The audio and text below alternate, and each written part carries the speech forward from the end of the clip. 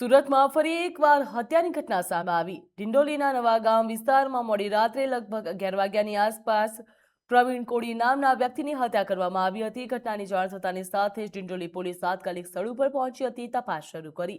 પ્રાથમિક તપાસમાં મૃતક પ્રવીણ કોળી હિસ્ટ્રી સીટર હોવાનું સામે આવ્યું છે। પોલીસના જણાવ્યા મુજબ ભૂષણ પાટીલ સહિત 3 શખ્સોએ હત્યાને અંજામ આપ્યો હોવાનું સામે આવ્યું। જોકે હત્યાનું ચોક્કસ કારણ હજુ સુધી સ્પષ્ટ થયું નથી।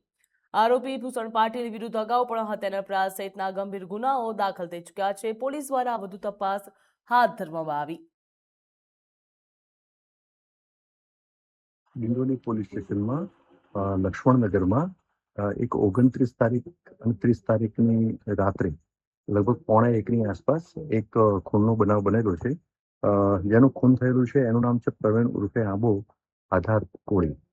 એની ઉંમર વર્ષ આશરે 32 વર્ષની ઉંમર છે અને અહીંયા જ જયેશનગર અને જે ખૂન થયું એની નજીકમાં જયેશનગર વિસ્તારનો રહેવાસી છે અને આ જેનું મર્ડર થયું એના વિરુદ્ધમાં અગાઉ GUJCTOC, arms act, NDPS act અને બીજા બોડી ઓફેન્સીસ દાખલ થયેલા છે અને આ મર્ડરની અત્યારે હાલ ઇન્ક્વેસ્ટ પંચનામું કરી અને ફરિયાદ લેવાની અત્યારે કાર્યવાહી ચાલુ છે।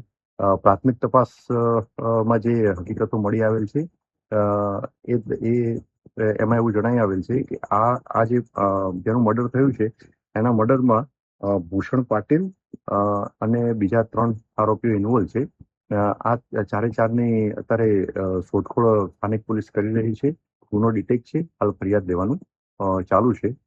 જે ખૂનમાં જે ઇન્વોલ્વ જે છે આરોપીઓ એ પૈકીના ભૂષણ પાટીલ જે છે એના વિરુદ્ધમાં અગાઉ પણ મર્ડર અને ખૂનની કોશિશના વિવિધ ગુનાઓ દાખલ થયેલ છે।